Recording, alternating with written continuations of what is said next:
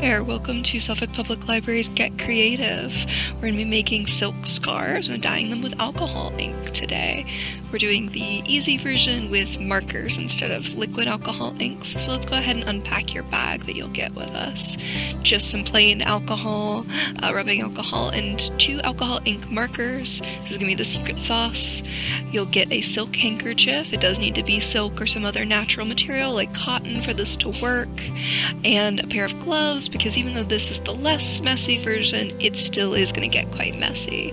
And because of that, I recommend that you protect your work surface, something non-porous. I just have an old bin lid here, and this isn't included, but I recommend if you have it, a pipette or some little small dropper, and an alcohol-based hand sanitizer. That way you can get it off your skin in case you get it on there. So we're going to be prepping our scarf first. This is just going to help with getting the color nice and bright, or as bright as possible. So we're just going to be dipping our scarf into our alcohol. You do want some alcohol left in your container after this step, and it will be quite wet. Give it a little bit of a squeeze and then let it dry. It should dry really, really quickly. The alcohol is just going to evaporate, and then once it's all dry, you'll move on. So once you have your dry scarf that's been prepped, you'll actually pull out those markers. You can see here I'm folding it just to give my design a little bit of symmetry, but you can do it just on your stretched out fabric. It's up to you. And then I'm going to recommend that you use the broad end. All of these markers that you're going to get are double-ended, but I recommend the broad one. It's going to have more ink payout when you play with it and actually touch it to the fabric.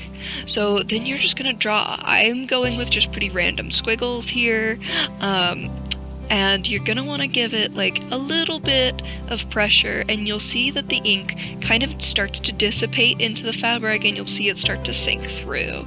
And this is why we're covering our work surface, is it's going to sink all the way through. But that's what we want for what our scarf is going to be, and we're just going to make marks, make designs all over, covering a lot of the white space, but we'll leave a little bit of negative space. For mine, since I folded it, I'm going to flip it over and make sure that both sides are equally covered. And once you're satisfied with your first color and your coverage on that, you can move on to your second color. Again, if you have other colors that you'd like, you don't necessarily need this brand of alcohol ink markers. Anything that has an alcohol-based ink, including most Sharpies, will have an alcohol-based ink. So you're not necessarily tied to exactly the ones that we gave you. We tried to give everybody a pair of colors that would work together, and a lot of tonal colors, because these will bleed together. So something tonal is pretty fail-proof as far as getting something that looks nice by the end of it. So you can see I'm just going in with my second color now and trying to fill in some of the white spaces, leaving a few so that we get a little bit of variation, but going in and covering up all of our spaces with, again, the broad side of our marker.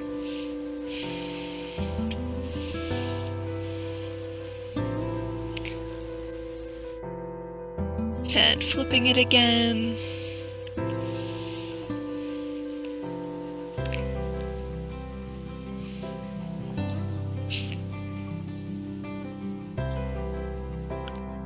And again, you can see why we needed to cover our workspace. This is already getting messy, and we haven't even gotten to the really messy part yet.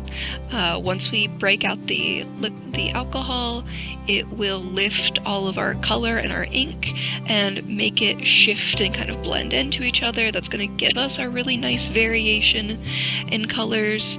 And you can see there's a little section of that corner that wasn't entirely dry when I got started, so it's already starting to do that a little bit, but it's going to do that even more, and this will give you a sense of what it looks like as a dry version once you're ready to drop the alcohol on it.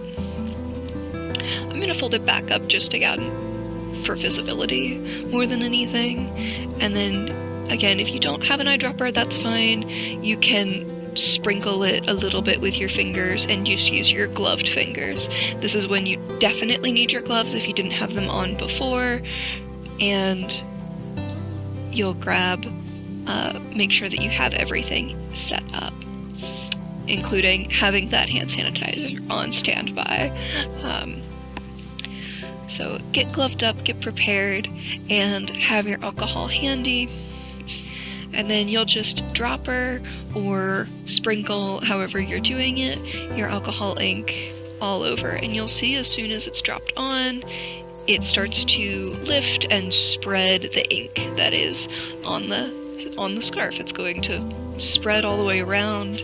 If you cover the entire scarf in your alcohol, you shouldn't get too many of those lines that are from the edge of the alcohol puddle.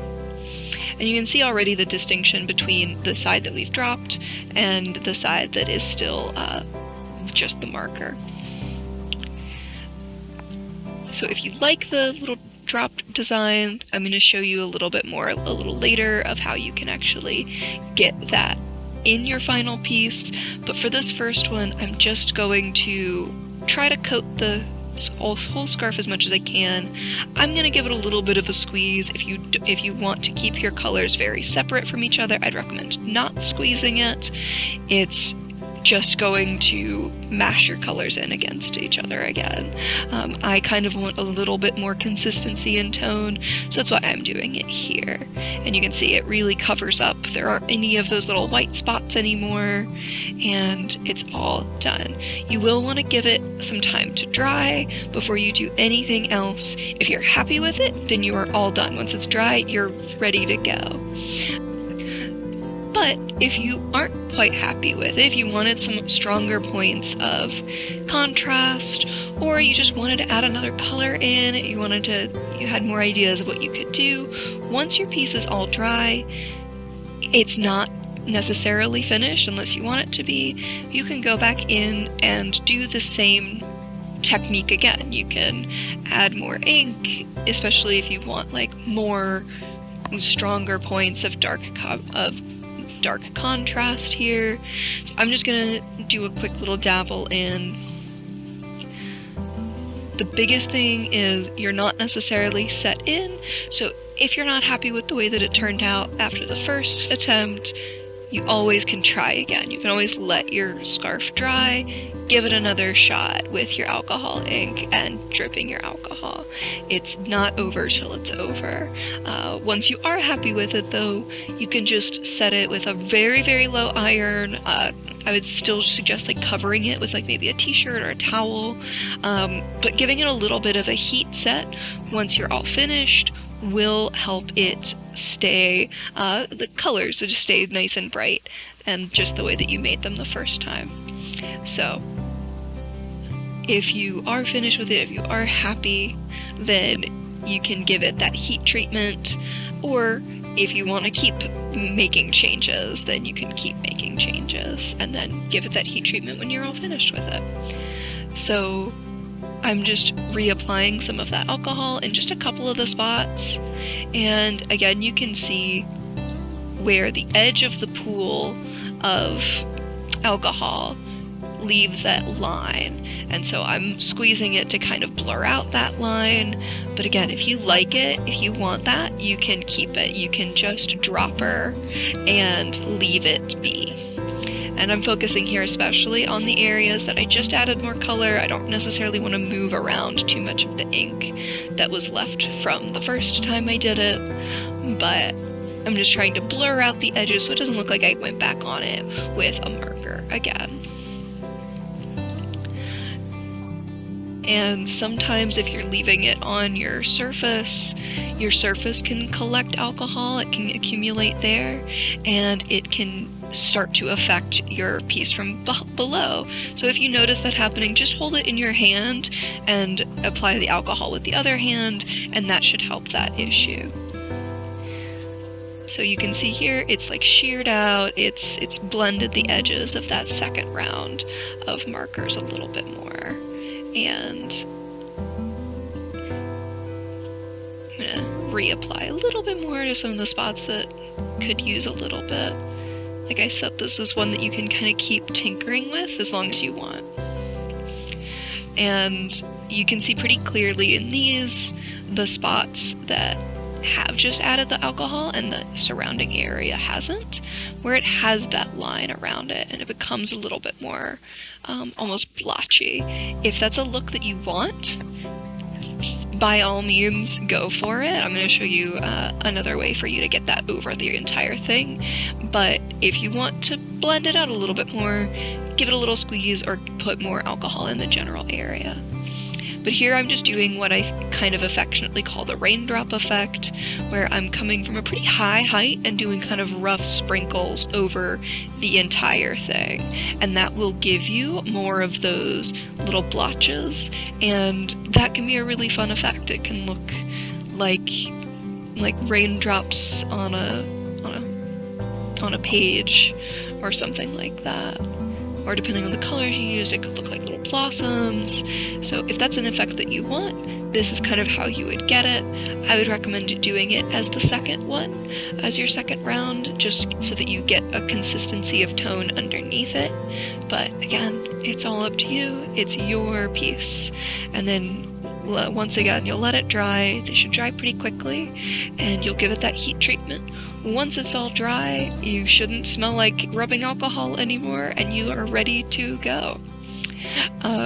Thank you so much for joining us. Remember, if you did request a kit from us, to pick that up at either North Suffolk or Morgan Memorial Library, and we will see you next time for collages next month. Yeah.